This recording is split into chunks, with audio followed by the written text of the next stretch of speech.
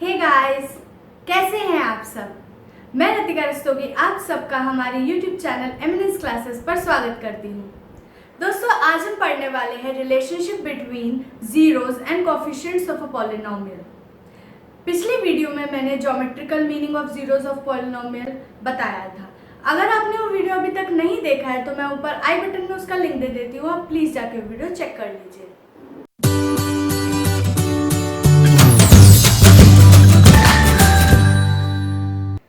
दोस्तों, कोई भी पॉलिनोमियल होता है उसके जो ज़ीरोज़ और कोफिशिएंट्स होते हैं वो रिलेटेड होते हैं। चलिए हम ये चीज़ें कुछ एग्जांपल्स के थ्रू समझते हैं। सबसे पहले हम बात करते हैं एक लीनियर पॉलिनोमियल लेके। दोस्तों, आपको याद होगा कि जब मैंने ज़ीरोज़ ऑफ द पॉलिनोमियल वाला वीडियो बनाया था, वहाँ पर जब मैंने ज़ीरो निकाल के दिखाया था एक लीनियर पॉलिनोमियल का, तो वो मैंने आपको एक्सप्लेन भी किया था कि ज़ीरोज़ कैसे रिलेटेड होते हैं कोएफिशिएंट से। अगर आपको वो याद नहीं है तो आप एक बार वो वीडियो फिर से जाके देख सकते हैं। मैं ऊपर आई बटन में उसका लिंक देने वाली हूँ, ठीक है। और क्या होता है एक linear polynomial? Suppose ax plus B ये मेरा पॉलिनोमियल है px, ठीक है। अब ये लीनियर पॉलिनोमियल है क्योंकि इसकी डिग्री 1 है, आप देख सकते हैं, ठीक है। अब अगर मैं इसमें रूट निकालूं, मैंने बताया था ना रूट किस तरीके से निकाला जाता है। आप क्या करेंगे, इस ax प्लस बी को 0 पुट कर दीजिए। जैसे ही आप इसे 0 सब्स्टिट्यूट करेंगे तो आपको क्या मिलेगा, x is equal to ax equal to minus B and x is equal to minus B upon A, ठीक है। ये मिल गया। अगर आप ध्यान से देखें तो ये क्या है अब दोस्तों, ये जो b है वो क्या है, यहाँ पे b क्या है, कांस्टेंट टर्म है, तो b हमारा क्या है, कांस्टेंट टर्म, और a हमारा क्या है, coefficient of x।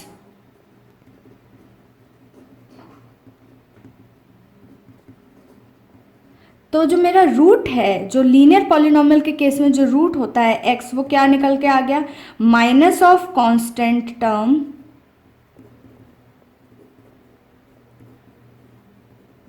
Upon coefficient of x, ठीक है दोस्तों। आसान है चीज, ये रिलेशनशिप मुझे मिल गया लीनियर पॉलिनोमियल के केस में। चलिए अब बात कर लेते हैं क्वाड्रेटिक पॉलिनोमियल की। देखिए दोस्तों, ये चीज मैं आपको एक एग्जांपल से एक्सप्लेन करती हूँ। सपोज मेरा पॉलिनोमियल है px is equal to 2x square plus 3x minus 2। आपको इसको फैक्टराइज करना तो आता ही है। कैसे करेंगे इसको फैक्टराइज, हमें दो नंबर्स ऐसे चाहिए जिनका product 2 into minus 2 that is minus 4 मिले और सम करने पे हमें 3 मिल रहा हो, ठीक है। इस टाइप से ऐसे दो नंबर्स, मतलब हमें 3 को ऐसे ब्रेक करके लिखना है, तो वो क्या हो जाएगा, देखिए।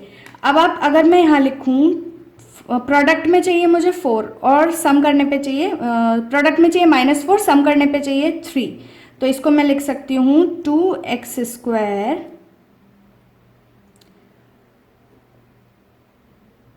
Plus 4x minus x minus 2, ठीक है। क्या मिल गया ये मुझे, यहाँ से 2x कॉमन निकला, क्या बचा यहाँ से बचा x और यहाँ से बचा 2, माइनस 1 कॉमन निकाल लेंगे तो x प्लस 2 बच गए यहाँ पे, ठीक है। ये देखिए क्या मिल गया, x plus 2 and 2x minus 1, ठीक है। तो मेरा जो ये पॉलिनोमियल था क्वाड्रेटिक पॉलिनोमियल, ये फैक्टराइज होके मुझे ये मिल गया। अगर इस पॉलिनोमियल के रूट्स चाहिए, मतलब इसको इक्वल टू 0 पुट करेंगे। अगर इसको इक्वल टू 0 पुट करना है, इसका मतलब इसको इक्वल टू 0 पुट करना है, इसका मतलब या तो x प्लस 2 0 होगा या फिर 2x माइनस 1 0 होगा। यहाँ से मुझे क्या मिल गई x की वैल्यू -2 और यहाँ से मुझे क्या मिल गई x की वैल्यू 1/2 मिल गई। ये दो मुझे रूट्स मिल गई। अब जरा आप एक चीज़ चेक कीजिए, जरा सम ऑफ रूट्स निकाल लिए यहाँ पर। तो अगर मैं सम ऑफ रूट्स निकालूं तो वो मुझे क्या मिल रहा है, -2 प्लस 1/2। ऐड कीजिए इसे, क्या मिलेगा आपको, -2 इंटू 2 करेंगे तो -4 प्लस 1 दैट इज -3/2, है ना। और प्रोडक्ट ऑफ रूट्स निकालिए जरा,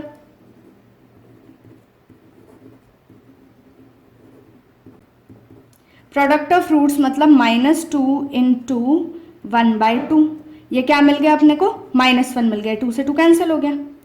अब जरा आप अपने पॉलिनॉमियल को जरा गौर से देखिए, देखिए यहाँ है सम ऑफ रूट्स -3/2 और यहाँ प्रोडक्ट ऑफ रूट्स आ रहा है -1। और अगर मैं इसमें देखिए यहाँ से मैं ये जो कॉफिशेंट ऑफ x है वो ऊपर लिखूँ और अपॉन में कॉफिशेंट ऑफ x² लिखूँ और माइनस लगा दूँ, तो देखिए सेम चीज़ मिल रही है मुझे जो सम ऑफ रूट्स है। और यही देखिए यहाँ पे जो c लिखा हुआ है, c है ना, ये अगर अपन जनरल पॉलिनॉमियल देखें उसके हिसाब से ये c है, तो ये -2 यहाँ लिखा और अपॉन में ये 2 लिख दिया, कट के क्या मिल गया -1, ये सेम चीज़ मिल गई हमें। तो अब इसको अगर मैं जनरलाइज्ड फॉर्म में लिखूं, देखिए आप जो मैंने आपको ये बात बताई है ये तो एग्जाम्पल के थ्रू बताई है, अब अगर मैं इसको जनरल वे में बात करूं तो देखिए मैं किस तरीके से इस चीज़ को लिख सकती हूँ। मैं क्या कंसिडर कर रही हूँ यहाँ पर, एक जनरल पॉलिनॉमियल px कंसिडर करा मैंने, ax² plus bx plus c।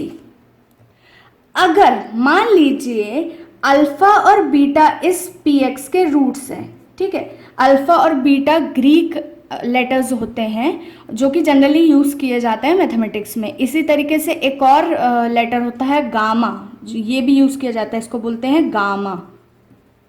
ये होता है हमारा अल्फा और ये होता है हमारा बीटा, ठीक है। ये सात तीनों ग्रीक लेटर्स हैं, तो जनरली आपको दिखेंगे मैथमेटिक्स में यूज़ करते हुए लोग, ठीक है। तो अगर सपोज इस पॉलिनॉमियल के 2 रूट्स हैं अल्फा और बीटा, तो ये जो अल्फा और बीटा इनका अगर मैं सम करूं अल्फा प्लस बीटा, वो देखिए क्या मिलेगा मुझे, -b/a। और अगर मैं इस अल्फा और बीटा का प्रोडक्ट करूं तो मुझे क्या मिलेगा, c/a। देखिए ये चीज़ अभी अभी हमने एग्जाम्पल के थ्रू वेरीफाई करी थी, नहीं तो एक और एग्जाम्पल कंसिडर कर लेते हैं। सपोज मेरा पॉलिनॉमियल मैं ले लेती हूँ px = x² - 1। आप लोगों को बड़ी पता है इसको कितनी आसानी से हम फैक्टराइज कर सकते हैं। क्या है इसके फैक्टर्स, x - 1 और x + 1, ठीक है, ये इसके फैक्टर्स हो गए। अब क्या करते हैं, अगर इसको 0 पुट करना है, रूट्स फाइंड आउट करना है, तो इसको 0 पुट करेंगे, मतलब इसको 0 पुट करेंगे। इससे क्या मिल गया, x = -1 और x = +1, ठीक है। ये 2 रूट्स मुझे मिल गए यहाँ पर, ठीक है। अब निकालते हैं सम ऑफ रूट्स। तो अल्फा प्लस बीटा करा तो सम ऑफ रूट्स क्या हुआ, -1 + 1 कितना आ गया, 0। और आप जरा -b/a निकालिए, -b/a। ये b यहाँ पे क्या है एक्चुअली, अगर आप देखें माइनस ऑफ b क्या है, कोफिशिएंट ऑफ x है ना, तो यहाँ मैं लिख सकती हूँ कोफिशिएंट ऑफ x, और अपॉन में क्या लिख सकते हैं, कोफिशिएंट ऑफ x², ठीक है। सिमिलरली अगर यहां देखें c क्या है, कांस्टेंट टर्म,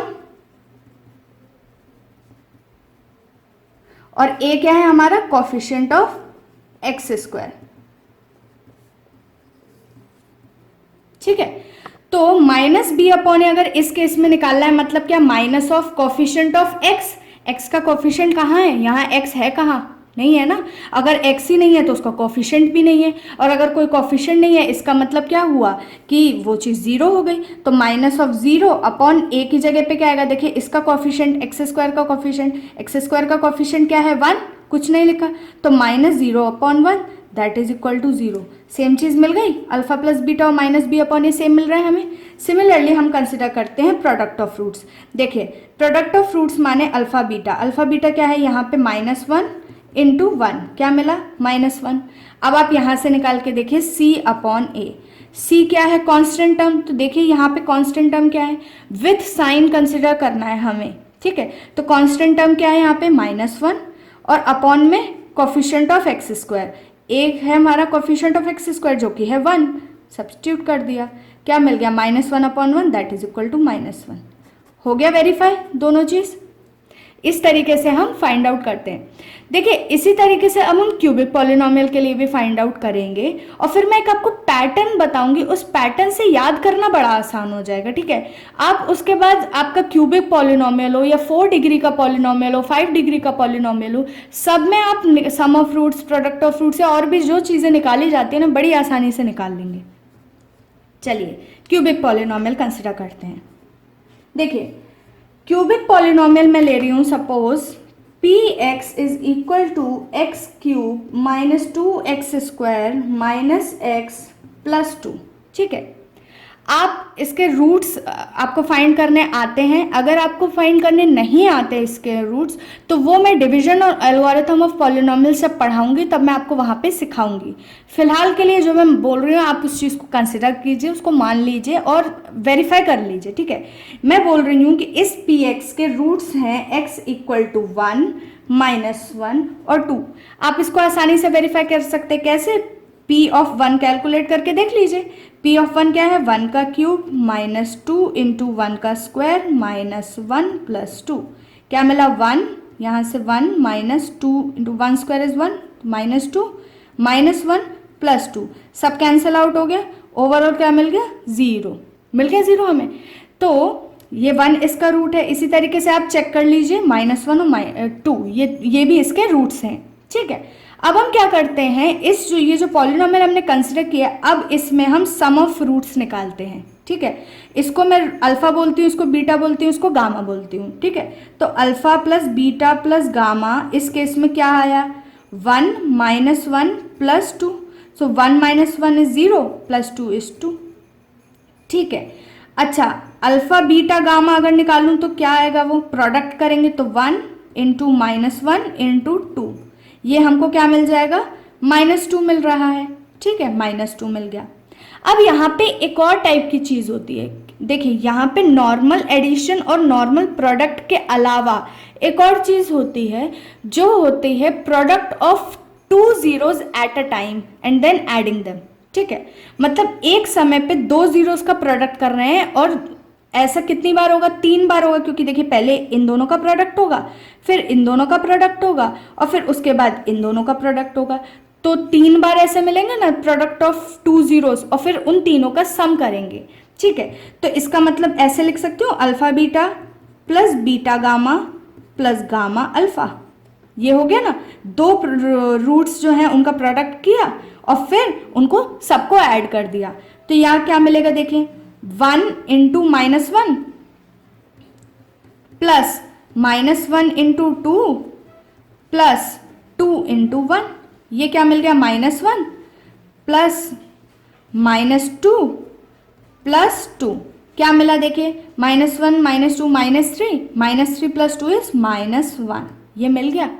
जो ये अब हमने कैलकुलेट किया, अब देखिए, अब हम अपने कोफिशिएंट्स के थ्रू कैलकुलेट करके देखते हैं। कोफिशिएंट्स में इसको अगर मैं जनरल पॉलिनोमियल मान लूँ, जनरल पॉलिनोमियल पी एक्स लिख देती हूँ इस तरीके से, ax³ plus bx² plus cx plus d। ठीक है, ये मेरा जनरल पॉलिनोमियल। इससे कंपेयर कर लीजिए, तो a की वैल्यू क्या मिल रही है? 1, b की वैल्यू मिल रही है -2, c की वैल्यू मिल रही है -1 और d की वैल्यू मिल रही है 2। ठीक है, अब जरा कैलकुलेट कीजिए आप -b upon a, -b upon a। -b का मतलब minus of coefficient of x² upon coefficient of x³। देखिए क्या आया? कोफिशिएंट ऑफ x² क्या है? -2, मतलब b की वैल्यू है -2, तो b की वैल्यू मैं रखूंगी। ये माइनस तो फॉर्मूले का माइनस है। ठीक है, ये फॉर्मूले के माइनस को b के माइनस कंसिडर मत कर लेना, ये माइनस फॉर्मूले का माइनस, और b खुद -2 है, तो माइनस ऑफ -2 आएगा यहाँ पर। ठीक है, अपॉन में कोफिशिएंट ऑफ x³ का कोफिशिएंट क्या है? 1 है, तो ये रखो। ये क्या मिला आपको? माइनस इंटू -2 गिव्स यू +2, और देखिए आपका सम ऑफ रूट्स यही आया है। ठीक है, इसी तरीके से अब कैलकुलेट करते हैं हम c upon a। c upon a का मतलब क्या हुआ? Coefficient of x upon coefficient of x³। Coefficient of x देखिए क्या है? कोफिशिएंट ऑफ x है हमारा -1, c की वैल्यू है -1। ठीक है, यहाँ से भी चेक कर सकते हैं, तो ये आया -1, और अपॉन में क्या आएगा? Coefficient of x³ that is equal to 1। क्या आया आपको? -1 मिला। और आप अगर देखें आप, तो ये जो देखिए alpha beta plus beta gamma plus gamma alpha, इसकी वैल्यू -1 है, तो ये इसके इक्वल आ गया।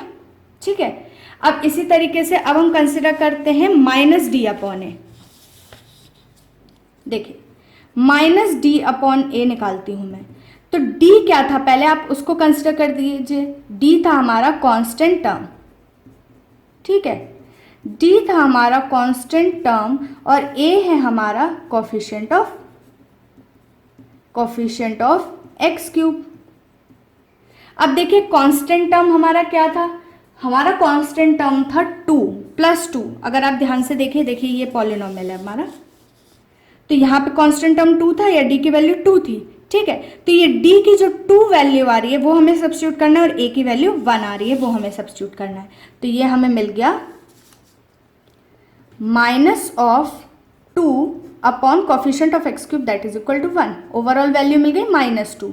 अगर आप देखेंगे तो देखिए आपका अल्फा बीटा गामा इसकी वैल्यू -2 है, आ रही है कि नहीं सेम, और माइनस डी अपॉन ए की जो वैल्यू है वो भी -2 है। तो इससे हमें क्या मिल गया, जो अगर कोई क्यूबिक पॉलिनोमियल है हमारा, ठीक है, क्यूबिक पॉलिनोमियल है px = ax³ + bx² + cx + d, तो उसमें जो सम ऑफ रूट्स होते हैं अल्फा + बीटा + गामा वो होता है -b अपॉन ए, ठीक है। जो product of two roots at a time लेके जब करते हैं तो वो क्या होता है, alpha beta + beta gamma + gamma alpha that is equal to c upon A, and product of all the 3 roots alpha beta gamma is equal to -d upon A. अब देखिए दोस्तों इसको याद करने की क्या ट्रिक है, बहुत आसान ट्रिक है। सबसे पहले तो आप ये देखिए कि यहाँ पे आप क्या लिख रहे हैं। देखिए सबसे पहले क्या होता है, सिंगल टर्म्स का एडिशन होता है, मतलब सिंगल रूट्स लेके ऐड कर रहे हैं। फिर नेक्स्ट में क्या है, 2 रूट्स लेके ऐड कर रहे हैं, और फिर 3 रूट्स लेके ऐड कर रहे हैं। तो मतलब यहाँ तो कुछ है ही नहीं क्योंकि 3 रूट्स के अलावा है ही नहीं। सपोज कोई और बड़ा पॉलिनोमियल होता, 4 डिग्री का पॉलिनोमियल होता, उस केस में क्या करते, तो वहाँ पे क्या करते, पहले सिंगल टर्म्स लेके ऐड करेंगे, फिर डबल टर्म्स लेके ऐड करेंगे, फिर ट्रिपल टर्म्स लेके ऐड करेंगे, फिर चारों टर्म्स को एक साथ ऐड कर देंगे, है ना। 4 रूट्स होंगे अगर 4 डिग्री का पॉलिनोमियल हो तो, ठीक है। तो लेफ्ट साइड तो ऐसे लिखेंगे। राइट साइड पे क्या लिखने वाले हैं आप ये देखो, पैटर्न समझिए। देखिए जब हमने लीनियर निकाला तब भी हमें सम ऑफ रूट्स में -b अपॉन ए मिला था। जब हमने क्वाड्रेटिक का देखा तो हमें सम ऑफ रूट्स तो -b अपॉन ए मिला और product of roots c upon a मिल गया, ठीक है। क्योंकि वहां पे सिर्फ 2 रूट्स थे इसलिए सम ऑफ रूट्स और प्रोडक्ट ऑफ रूट्स आना था, क्योंकि सिंगल टर्म का सम, अब फिर दूसरा था डबल टर्म्स का सम, तो डबल टर्म तो एक ही बार आएगा ना, क्योंकि 2 ही रूट्स हैं। डबल टर्म से मतलब 2 रूट्स का प्रोडक्ट, इस टाइप से बात कर रही हूँ मैं, ठीक है। यहाँ पे एक एक्स्ट्रा टर्म -d अपॉन ए आ गया, ठीक है। तो कैसे इसको याद कैसे करना है, देखो लेफ्ट साइड का पैटर्न मैंने आपको समझाया, राइट साइड का पैटर्न क्या है, सबसे पहला जो भी आएगा वो आएगा कोफिशिएंट ऑफ जो सबसे बड़ा पावर वाला टर्म हो उसके बगल वाला। सबसे बड़ी पावर वाला जो होता है ना, ये जो डिग्री होती है जिस पॉलिनोमियल की, जो जैसे क्यूबिक पॉलिनोमियल है डिग्री 3 है, तो जो 3 वाला कोफिशिएंट है ना वो हमेशा अपॉन में आएगा, पहली चीज।